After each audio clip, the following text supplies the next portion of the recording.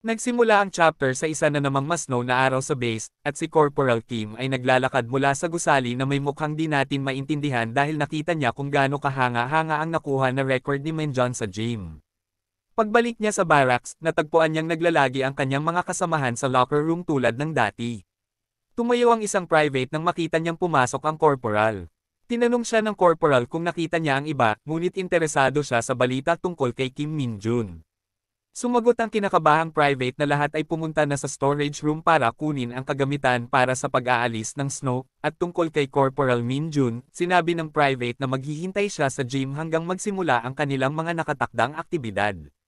Ngunit, nagkamali ang private sa pagbanggit kay Kim Min-jun bilang corporal sa harap ng isang narcissist na bully.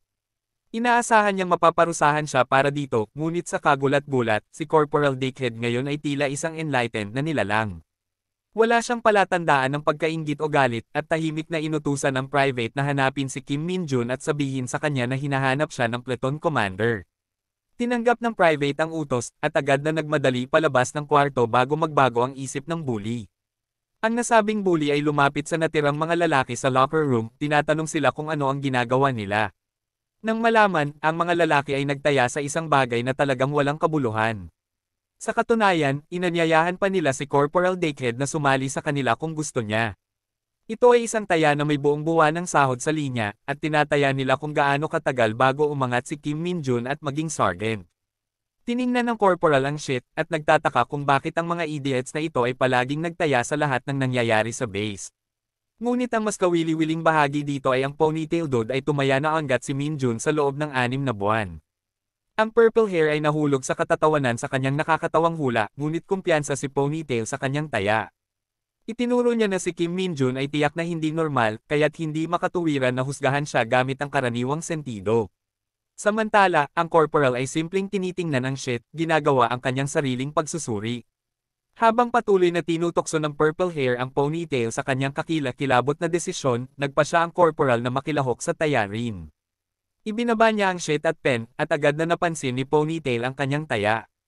Nagulat siya nang makita ang oras na tinaya ng corporal para sa susunod na pag-angat ni Min-jun, at sumigaw siya na hindi ito maaaring seryoso. At kung seryoso man siya, hindi na niya ito mababawi. Patuloy na sumisigaw si Ponytail na mawawala ang buong buwan ng sahod niya sa ganitong katawang taya, ngunit si Corporal Dickhead ay hindi alintana. Pinakita niya ang kanyang kamay, at tahimik na umalis sa kwarto.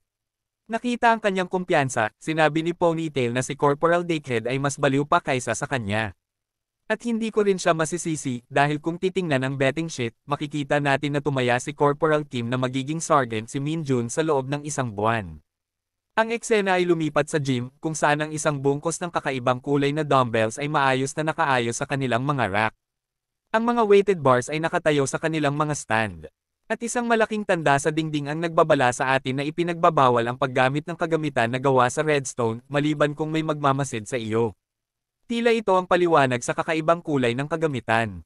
At iyon din ang paliwanag kung bakit ang ating lalaki ay gumagamit ng pinakamabigat na redstone bar ng mag-isa para sa mga squats. Alam naman nating hindi siya nangangailangan ng spotter. Habang siya ay bumangon na may bar, nasaksihan natin ang kamangha-manghang katawan na palaging itinago niya sa ilalim ng kanyang hindi kapansin-pansing hitsura.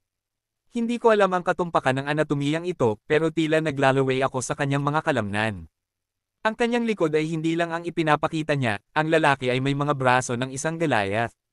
Matapos ang ilang set ng dumbbell curls, ibinaba niya ang sobrang bigat na redstone weights upang tingnan ang kanyang mga gains. Bagaman ang espesyal na kagamitan ay nagpapalakas sa kanya, ang ating lalaki ay regular na gumagamit ng mga timbang na ito, ngunit hindi tumaas ng marami ang kanyang stats. Sa mga oras na ito, hindi niya maiwasang alalahanin ang mundo ng Isgard, kung saan mayroon siyang access sa lahat ng kanyang up skills, at maaari niyang itaas ang antas ng kanyang mga kasanayan sa pamamagitan ng pagtaas ng kanyang stats. Kung mayroon siyang ganoong kasanayan sa mundong ito, sigurado si Menjon na magiging wala siyang iba kundi isang Super Saiyan. Ngunit para sa ngayon, kailangan niyang tiisin ang mabagal na pagtaas ng kanyang mga stats. Ngunit dito ay lumabas ang isang notification window, at ang ating bayani ay tumingin sa isang bagay na talagang kawili-wili. Isang bagong i-ranked skill na tinatawag na power ang nalikha, at agad nitong tumaas ang kanyang strength stat ng 5 puntos. Mukha itong napaka-basic at crappy na skill sa simula, ngunit masaya si Menjon na makakuha ng bago dahil maaari niyang itaas ito sa paglipas ng panahon. Samantala, ang private na ipinadala upang kunin siya ay dumating na. Marami siyang sasabihin, ngunit nakarating na siya sa pinto. Nagsulot siya sa corporal na may stiff at nervous na ekspresyon, at sinabi na ang platoon commander ay hinahanap siya sa kanyang opisina. Si Menjon, na lasing sa gantimpala ng pag-unlock ng bagong skill, ay tumingin pabalik na may kumikislap na mata, nagpapasalamat sa private at pumayag na makita ang commander.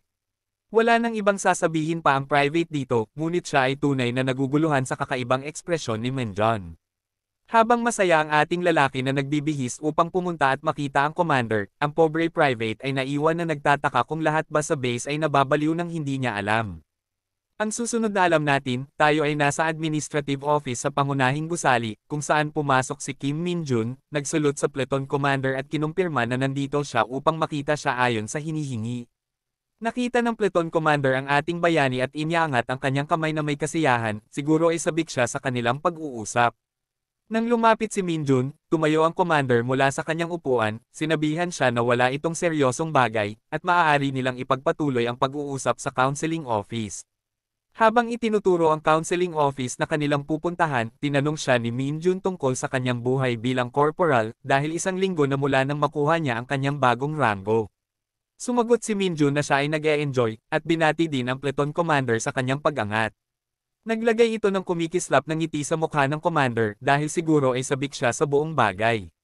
Tinanggap niya ang papuri at sumagot na ang kanyang pag-angat ay dahil lamang kay Min-jun, dahil siya ang nag-asikaso ng insidente sa mga middle bats. Nang umupo ang dalawa, muling pinasalamatan ng commander ang ating lalaki para sa kanyang mahusay na kontribusyon, at sumagot si Min-jun na ginawa lamang niya ang kanyang mga tungkulin. Ibinigay ng platoon commander ang file na hawak niya buong oras, at ipinaliwanag na ito ang dahilan kung bakit niya tinawag si Min-jun sa opisina. Habang ipinaliliwanag ng platoon commander, ito ay isang bagay na ibinigay kay Min-jun ng battalion commander, na kinilala ang kanyang mga nagawa hinggil sa insidente sa mga middle bats, at pati na rin ang katotohanang nakakuha siya ng perpektong marka sa kanyang advancement exam. Nakita natin na ang file ay talagang isang award of excellence para sa ating bayani. Humingi ng tawad ang platoon commander sa pagbigay nito ng basta-basta, ngunit tiniyak na ang award na ito ay tiyak na magiging malaking tagumpay sa buhay militar ni Min-jun. Nang marinig iyon, muling nagtayuan ang mga tainga ng ating binata. Kung kaya niyang makamit ang ganoong mga tagumpay, tanong niya gamit ang kanyang mga kumikislap na mata. Maaari ba niyang gamitin ang mga iyon upang makakuha ng higit pang mga pribilehiyo? Siyempre, hindi rin sigurado ang komandante ng platoon tungkol doon. Sinabi niya sa bagong corporal na hindi madaling makuha ang mga ganoong parangal. At kakaunti lamang ang mga nakakuha nito ng maaga tulad ni Min-jun.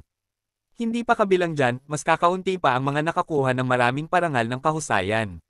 Ngunit wala sa mga iyon ang makakapidyo sa ating masiglang bida. Sa halip, tinanong niya ang kanyang nakatataas kung makakakuha ba siya ng mas mabilis na promosyon. Kung makakakuha siya ng 10 gantimpala na ito, patuloy siyang nag-iisip ng mga imahinaryong senaryo sa kanyang isipan. Kung paano siya makakakuha ng mas maraming oras upang laruin ang kanyang mga paboritong laro. Habang tahimik lamang na nakaupo ang komandante, iniisip ba ni Min-jun na ang mga gantimpala ay ibinibigay tulad ng mga coupon code sa Amazon.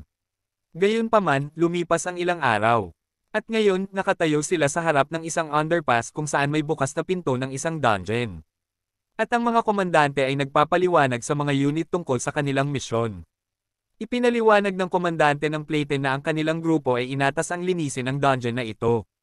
At nakita natin ang maraming pamilyar na mukha habang binibigyang diin niya na. Kung gagawin ng lahat ang kanilang trabaho tulad ng kanilang pagsasanay, kampante siyang walang makakaranas ng anumang pinsala matapos lumabas mula sa dungeon.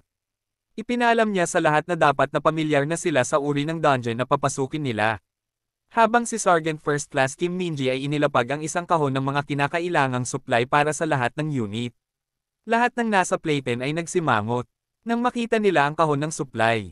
At ito ay may magandang dahilan. Kita mo, habang kinuha ng komandante ng platoon ang isang face mask mula sa kahon.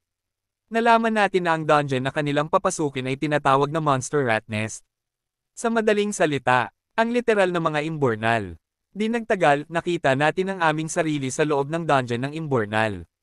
Kung saan ang mga unit ay lumalakad sa maruming at nakalalasong tubig. Sa likuran, naroon ang aming tatlong sina Corporal Kim Min-jun, Corporal Ponytail, at ang aming matalik na kaibigan, Private First Class Lee Dong-jun. Habang nagrereklamo ang tatlo tungkol sa bulok na amoy ng mga imbornal na ito, nakita natin na si Sergeant Lee at ang pangalawang komandante ng Playpen na si Kim Chi-olman ang nangunguna. Habang si Sergeant First Class Kim Min-ji at ang mga private ay sumusunod sa aming pangunahing grupo mula sa likuran. Hayaan mong sabihin ko sa iyo ng kaunti tungkol sa lugar na ito. Ang Monster Rat Nest Dungeon, na tinutukoy bilang mga imbornal sa loob ng Hunter Corps, ay hindi itinuturing na sobrang delikado. Karaniwang lumilitaw dito ang higit sa 200 monster rats, at ang masikip na mga lagusan ay nagpapahirap sa paggamit ng mga baril, na ginagawang medyo komplikado ang dungeon na ito. Itinaas ni Sergeant Lee ang kanyang kamao upang magbigay ng senadorya sa komandante ng Playpen. Ipinaalam na malapit na silang pumasok sa delikadong teritoryo. Ipinasa ng komandante ang babala kay Lee Dong-jun at sa mga nasa likod niya. At nakita natin na ang grupo ay nakatayo na ngayon sa isang medyo maluwang na bahagi sa loob ng dungeon. Itinuro ni Sergeant Lee na ang bukas na lugar na ito ay may 2 pasukan lamang, kaya dapat nilang akitin ang mga halimaw dito upang mapuksa ang mga ito.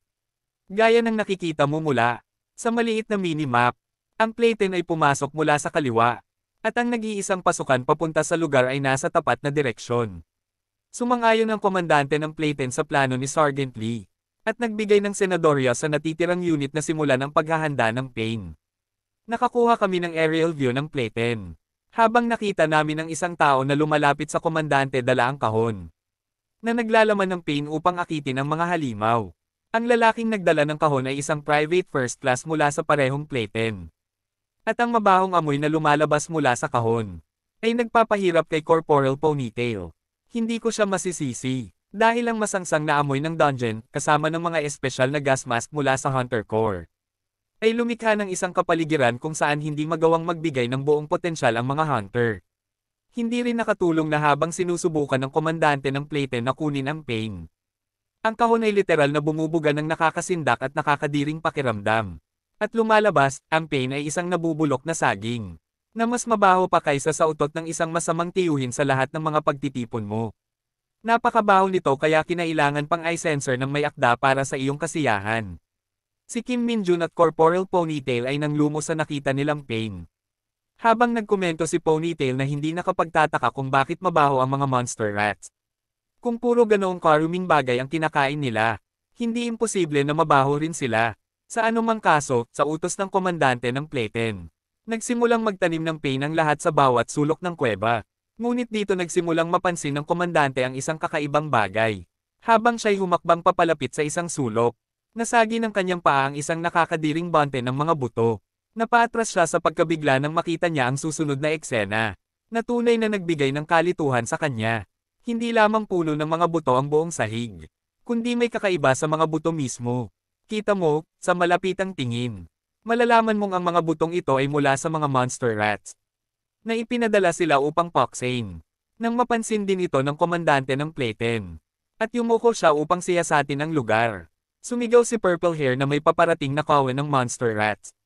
Mula sa pangalawang pasukan, sa pagdating ng laban, agad na binago ng komandante ng Playpen ang kanyang mga prioridad, at inutusan ng lahat ng unit na pumwesto sa kani-kanilang formasayon. Umarangkada ang shield unit upang protektahan ang attack unit mula sa anumang ambush. Nakikita namin si Sergeant First Class Kim Min-ji na siyang nangangasiwa sa mga tagapagtanggol. At ang komandante ng Playpen ay nag-uutos sa mga atakerong hunter, na direktang haharap sa mga kaaway. Si Corporal Ponytail at Purple Hair ay nagsimulang tumayakong. Sino ang makakapatay ng pinakamaraming halimaw? At nararamdaman kong adik na ang dalawang ito. Binalaan sila ni Sergeant Lee na huwag magpabeye.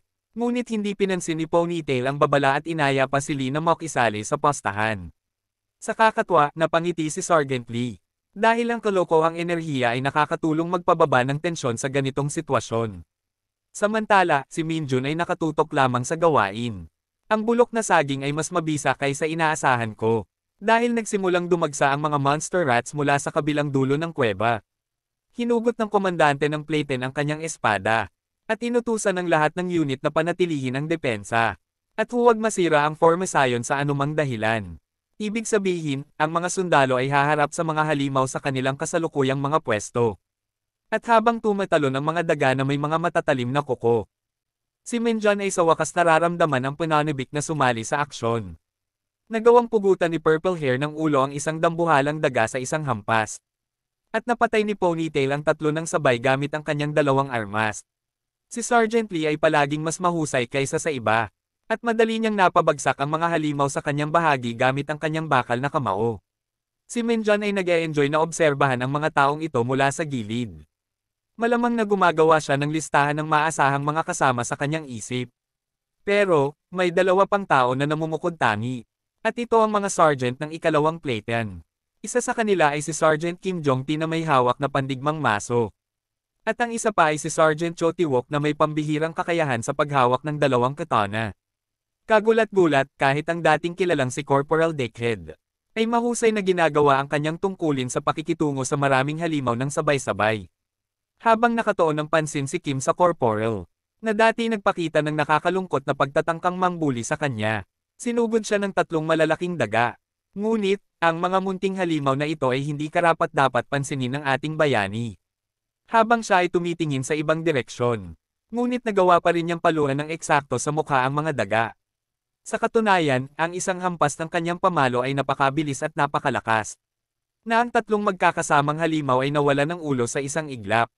Sa kabila ng lahat ng ito, ang ilang mga halimaw na daga ay nagawa pa ring dumaan sa ilalim ng mga paa ng mga sundalong lumalaban. Pero syempre, may huling linya ng depensa. Naghihintay upang salubungin ang mga maliliit na salot na ito. Si Sergeant First Class Kim Min-ji at ang mismong commander ng platan ang humahawak sa mga naliligaw. At habang sila'y nakatayo, wala ni isa sa mga halimaw na ito ang makakalapit sa mga Shield Brothers na nagbabantay sa kabilang pasukan. Tulad ng inaasahan, hindi rin nakaligtas sa mata ni Minjon ang mga ito. At habang patuloy siyang naglalaro ng whack-a-mole laban sa mga halimaw, napansin niya na ang malawak na saklaw na binabantayan ng dalawang mataas na opisyal ng platan ay patunay na hindi ka makakaangat sa ranggo kung wala kang kakayahan. Ngunit sa wakas, nakita niya ang huling lalaking patuloy na nagpapamangha sa kanya sa maraming pagkakataon. Ang taong ito ay pinuputol ang mga daga gamit ang kakaibang estilo ng espada na parang cross. At siya ay walang iba kundi si Lee Dong-jun. Si Minjon ay naglaan ng espesyal na atensyon kay Dong-jun.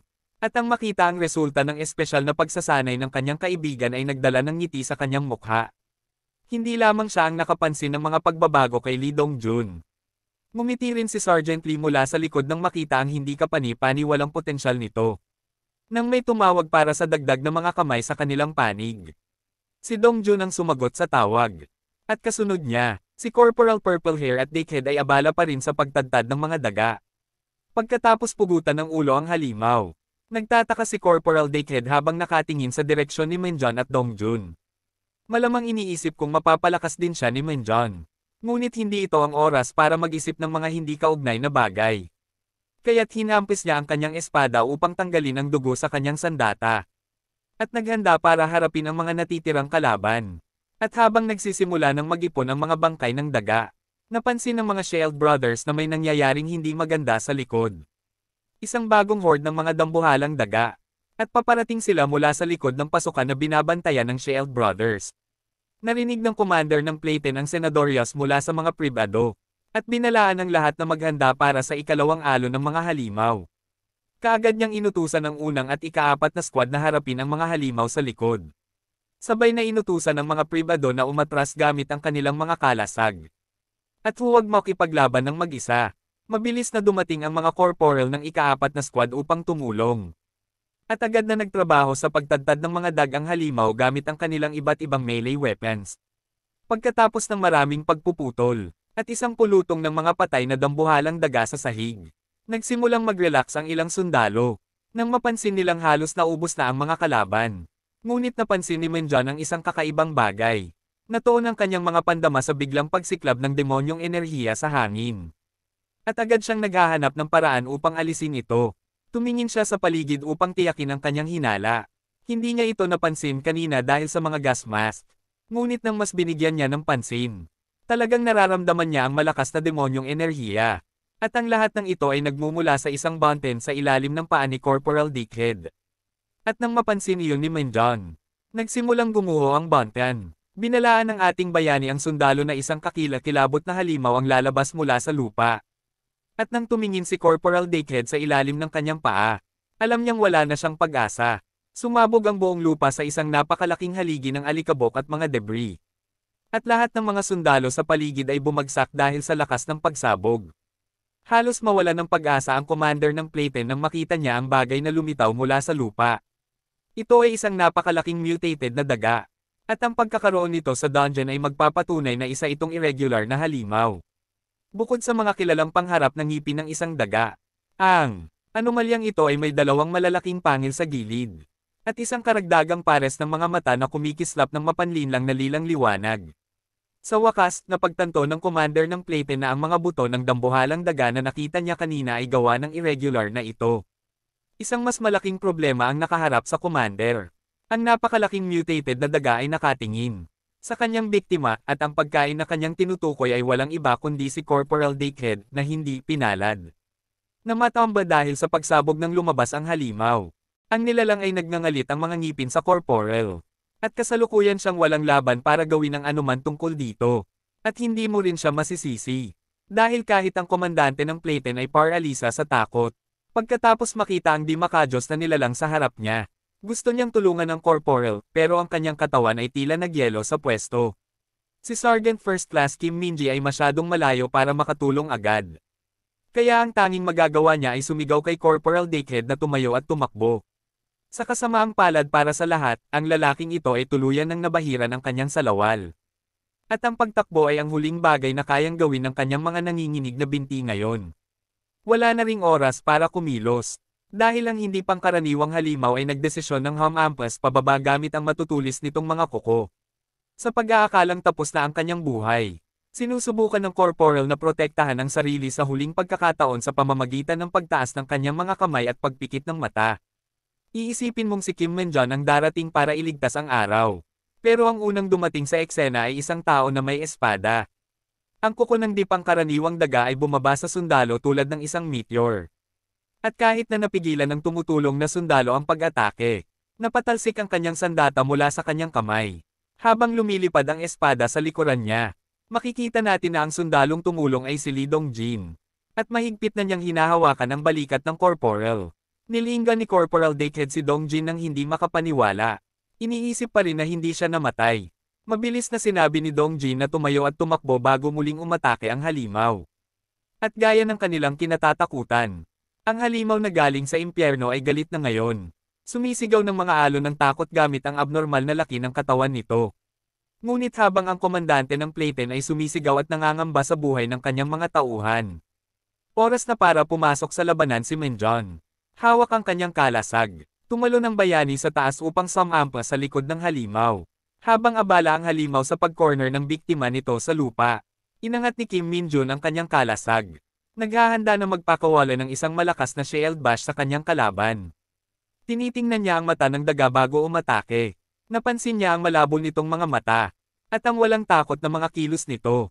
Wala nang duda sa isip niya na ang nilalang na ito ay sinasaniba ng demonyong enerhiya. At dahil malinaw na iyon, ginawa niya ang kanyang sarili na parang kometa. Tumama sa mukha ng halimaw, at pagkatapos, inilampaso ito sa lupa. Tumalon sina Lee Dong-jin at Corporal Dickhead mula sa impact. Tinatakpan ang kanilang mga mata para protektahan ang sarili mula sa mga lumilipad na debris. Mula sa alikabok ay lumitaw ang isang thumbs up na tanda ng kahusayan. Si Minjon iyon, at ang thumbs up ay ibinigay kay Lee Dong-jin bilang pagkilala sa kanyang tapang sa pagprotekta sa kasama nang hindi inaalintana ang sarili niyang buhay. Matapos makita si Kim Minjon na dumating sa eksena nagpakawala ng ngiti ng ginhawa si Dong-jun. Alam niyang aalagaan ng kanyang kaibigan ang natitira. Kinuha niya ang Corporal at mabilis na bumalik sa linya ng depensa. Kung saan sumisigaw ang komandante ng Playpen kay Minjon na umatras. At inuutusan ni Kim Minji ang natitirang mga Corporal na bumuo ng formasayon. Samantala, nakatutok lang si Minjon sa kaaway, ang hindi pangkaraniwang halimaw ay tumayo muli. Naglalabas ng nakasusulasok na mga pangil sa pinakabagong kalaban nito. Nagpakawala ito ng ataking puno ng demonyong enerhiya kay Minjon. At mula sa aerial view, makikita ang shockwave ng lila na enerhiya na kumakalat sa lahat ng direksyon. Nagresulta ito sa pagbagsak ng mga stalactite mula sa kisame. At nakita ng komandante ng Platen ang sarili na napapalibutan ng ulan ng mga bato. Ang alikabok na naipon mula sa pagbagsak ng mga stalactite ay nagsilbing usok para kay Minjun, na nagpapasalamat sa halimaw sa pagtulong na maitago ang laban mula sa iba. Ang higanting halimaw ay tumungo na para umatake kay Minjun. Parang warek na ang mismong dimensyon. Ang kalaban nito ay parang isang Diyos sa gitna ng mga tao. At nakita natin ang kislap sa kanyang mga mata na nagpapakita ng sarili niyang demonyong enerhiya. Kayang magpakawala ni Minjun ng todo ngayon. Dahil na-i-provide na ng halimaw ang usok para maitago ang laban. Sa susunod na sandali, sumugod siya na parang bala. Tinamaan ang daga sa binti. Nabasag na ngayon ng tuluyan. Sinundan niya iyon ng isang shield rush. At nagawa niyang itulak ang halimaw gamit ang napakalakas na puwersa, na nagresulta sa pagkakatalsik nito ng supersonic na bilis. Pero hindi pa tapos. Iniwan ni Minjun ang kanyang kalasag at mabilis na sumugod sa halimaw para tapusin ang laban. Nagpakawala siya ng barrage ng superhuman na mga suntok. At walang nagawa ang kawawang halimaw kundi sumigaw sa sakit. Matapos ang ilang segundo, pinahinto niya ang kanyang suntok sa ere upang tingnan ang kondisyon ng halimaw. At walang duda, patay na ang kawawang hayop. Bumagsak ang mga kalamnan nito sa lugar kung saan tumama ang mga suntok. Nawawala ang ilang bahagi ng mga tainga nito. At halos lahat ng mga ngipin ay wala na. Pagkakita nito, binuksan ni Minjun ang kanyang kamao. At sinimulang anihin ang demonyong enerhiya ng halimaw. Lumabas ang enerhiya mula sa bangkay sa anyo ng mga alon. At nagtipon sa kamay ng ating bayani sa anyo ng isang nakakasilaw na bola. Na pinapalakas siya ng higit pa. Habang hinihigop ang natitirang enerhiya mula sa daga. Dahan-dahang nawala ang lila nitong kislap sa mga mata na dati nagpapakaba. At pagkatapos nito, lumitaw ang isang notification window. Na nagpapalam sa ating bayani na tumaas ng isang level ang kanyang demonyong enerhiya. Hindi inaasahan ni Kim Minjun na nagtataglay ang nilalang na ito. Nang ganito karaming demonyong enerhiya. Bilang tanda ng pagpapasalamat, kumuha siya ng metal bat. At nagpasalamat sa daga sa makapanindig balahibong lot.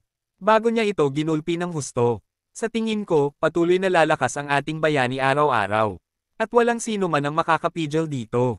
Pero curious pa rin ako kung may nakakita ng kanyang kapangyarihan. At paano niya ipapaliwanag sa iba kung paano niya tinalo ang halimaw. Magsusorry na ba si Corporal Dickhead sa kanya sa mga nakaraang aksyon nito? Abangan sa susunod na episode. Hanggang sa muli.